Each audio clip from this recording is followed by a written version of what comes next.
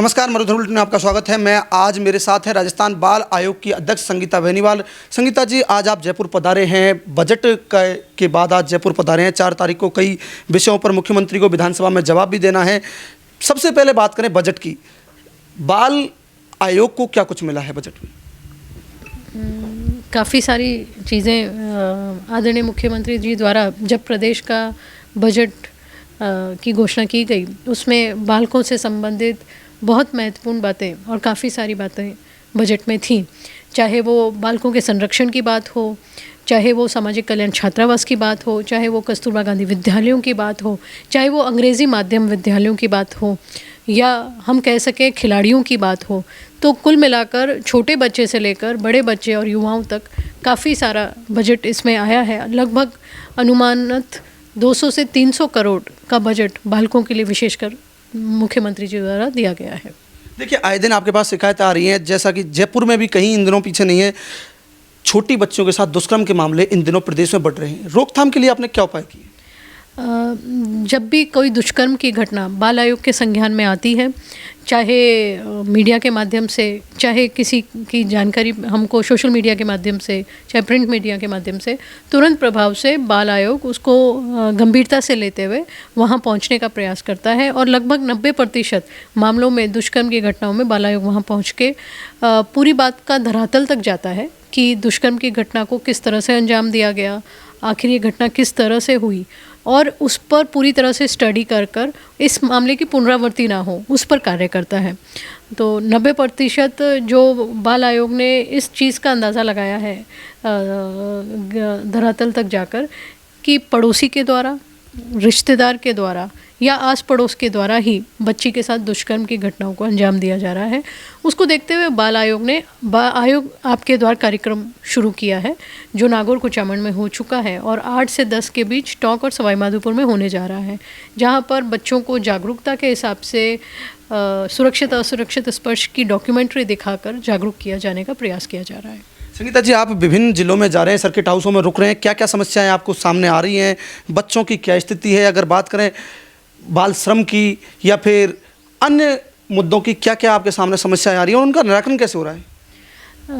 जहाँ पर भी बाल आयोग जा रहा है, चाहे हम बच्चों से सर्किट हाउस में भी मिल रहे हैं, पंचायत भवन में भी मिल रहे हैं, और सीधा स्कूलों तक पहुंचकर, अस्पतालों तक पहुंचकर, गांव ढाणियों तक, जिलों तक बाल आयोग पहुंचकर औचक बच्चों से मुलाकात कर रहा है, बात कर रहा है और बच्चों से सीधा संवाद कर कर बच्चों को जागरूक कर रहा है। अभी भी जब हम नागौर गए तो वहाँ पर काफ़ी तादाद में बच्चियाँ वहाँ थी, जिनसे हमने पता किया कि कोई बाल विवाह बच्चों ने होते देखा, बाल श्रम होते देखा। सीधा हम बच्चों से ही पूछ रहे हैं और बच्चों को ये बताया जा रहा है कि अगर आप देख रहे हो अपनी सहेली को या आस पड़ोस में, तो सीधा 1098 पे फ़ोन करें।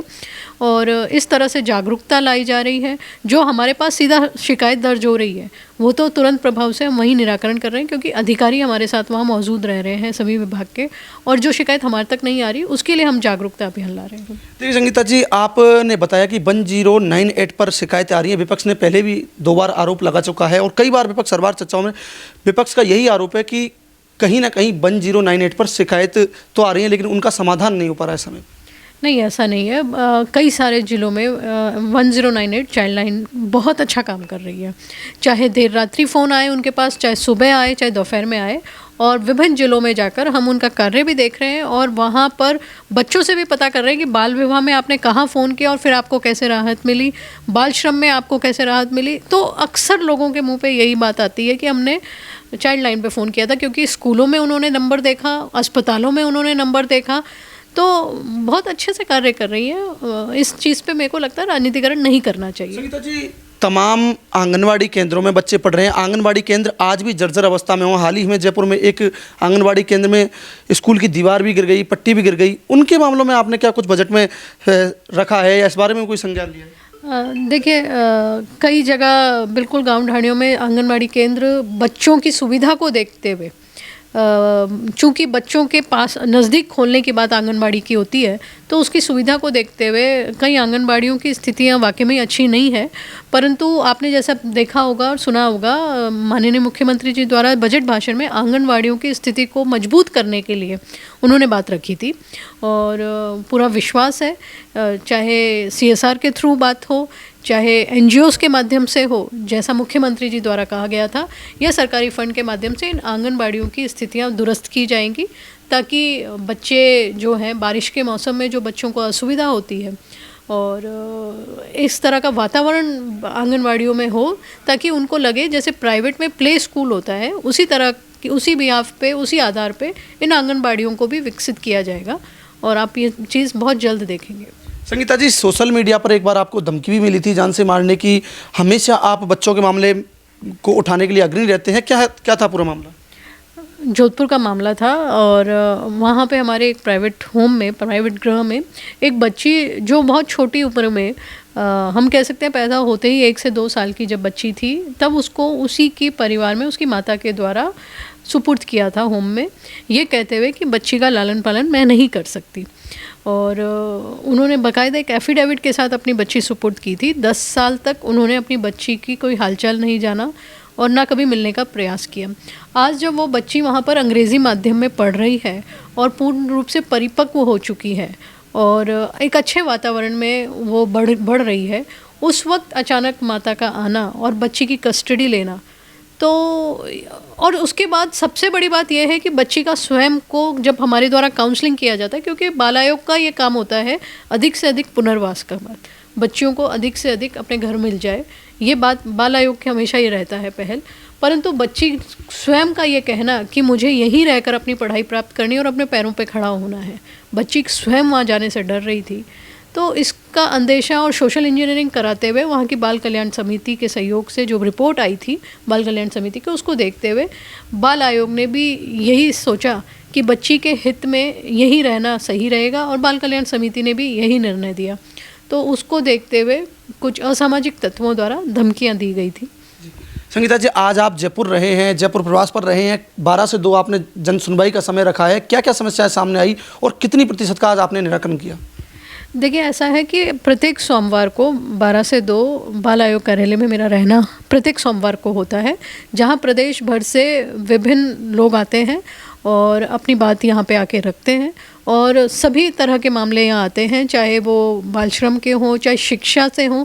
अभी हम ड्रॉप आउट की बात काफ़ी कुछ देख रहे हैं और कई स्वयंसेवी संस्थाएं भी यहाँ मिलने आती हैं।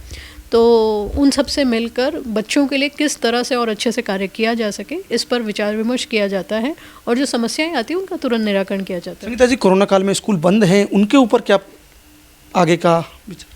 देखिए, लगभग हम देख रहे हैं प्रदेश भर में 6ठी से 12वीं तक की स्कूलें फिर से प्रारंभ हो गई हैं और बहुत अच्छे से स्कूलें चल रही हैं। कक्षा ही बंद है। 1ली से 5वीं तक अभी नहीं खुल पाई हैं, पर 6ठी से 12वीं तक की पढ़ाई प्रारंभ फिर से हो गई हैं।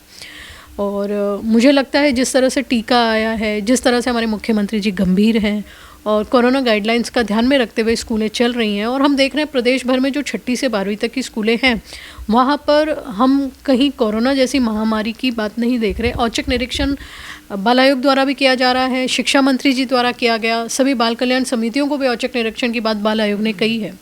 तो वहाँ जाके देख रहे हैं बच्चे प्रॉपर मास्क का इस्तेमाल कर रहे हैं, उचित दूरी पे बैठे हैं और अपनी पढ़ाई पूरी कर रहे हैं और बहुत जल्द मुझे लगता है 1ली से 5वीं तक की भी शिक्षा प्रारंभ हो जाएगी। संगीता जी, आपने बताया शिकायत नहीं है, आज आप जयपुर में हैं और जयपुर में आज एक MPS नाम स्कूल में 6 बच्चे कोरोना पॉजिटिव एक साथ पाए। क्या नहीं लगता कि हमें कहीं ना कहीं ढिलाई स्कूल वालों में बढ़ती है? देखिए, अगर इस तरह का मामला है तो अभी तक हमारी जानकारी में नहीं आया है और अभी मुझे पता लगा है तो तुरंत मैं पता करती हूँ कि इस तरह की स्कूल में अगर 5 बच्चे आए हैं तो किस वजह से आए हैं और क्या लापरवाही बरती गई थी और बाकी बच्चे जो उनसे संपर्क में आए थे उनका क्या किया गया है। तो बिल्कुल इसकी अभी पूरी जांच करवा के रिपोर्ट मंगवाई जाएगी। तो मेरे साथ मौजूद रही बाल संरक्षण आयोग की अध्यक्ष संगीता बेनीवाल, जिन्होंने बताया कि लगातार प्रदेश में हम सुधार की व्यवस्था कर रहे हैं और जल्द ही जिनमें शिकायत आ रही है और जहां से शिकायतें हमें जो शिकायतें मिल रही है उन पर जल्द ही अमल किया जाएगा। वीडियो जर्नलिस्ट अभिजीत के साथ विवेक सिंह जादव, मरुधर बुलेटिन।